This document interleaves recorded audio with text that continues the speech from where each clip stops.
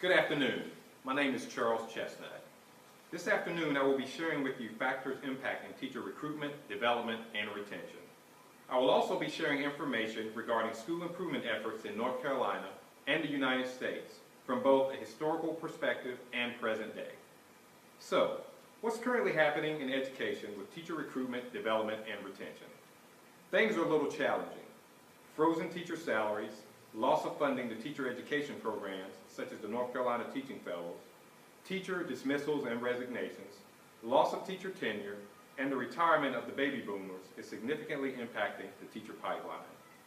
Teachers are leaving for various reasons and in different variations, but the fact remains, they're leaving. School reform efforts have impacted teacher recruitment and retention both positively and adversely. Accountability is a good thing, right? It's important to provide students data-driven instruction in a safe, orderly, and caring environment. It's also important for educators to know if the practices and strategies they're implementing are being effective. I don't think many would argue these points. The dissatisfaction centers largely on the type and the amounts of assessments, as well as who is being assessed. Teachers are disturbed by this. Why change anything? As teachers question districts, states, and national school reform efforts, the answers they're receiving aren't felt as sufficient or very comforting. Highly qualified teachers have amazing influence on students' academic achievement. It's a lot of work, but the rewards are great when the lights come on for students and you know that you caused that light to shine. Highly qualified teachers get it done. Quality teaching by highly qualified teachers makes the greatest difference. 40% of student success in school can be contributed to the work of their teacher. Another reason to ask, why change anything, is the simple matter of understanding supply and demand.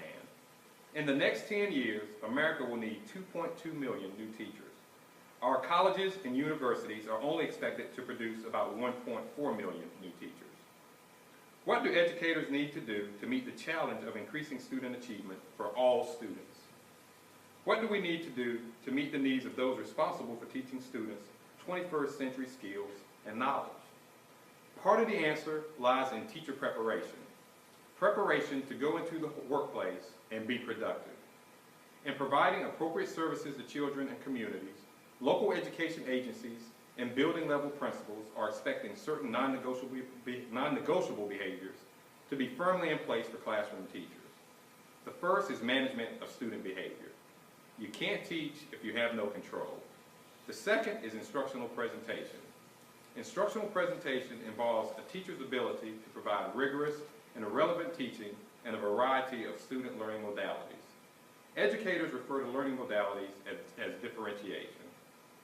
Additionally, it's important for teachers to be able to collaborate with all stakeholders, utilize assessment to drive instruction, possess highly qualified teaching credentials, take initiative when seeking out professional development opportunities, and have a love for children. A love that motivates them to do the right thing, even if it's uncomfortable. How would colleges and universities, along with local education agencies, support the development and maintenance of the teacher pipeline? How do we support the creation of teacher candidates we someday hope to employ?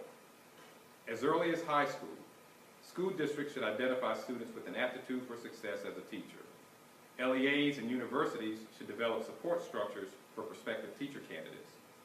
Publicize the advantages of teaching using mass media such as websites, televisions, journals, newspapers, billboards, and opportunities at local Board of Education meetings. Provide ongoing counseling and tutorial services for students enrolling in teacher education programs. Create opportunities for novice and experienced teachers to engage in meaningful dialogue and professional development.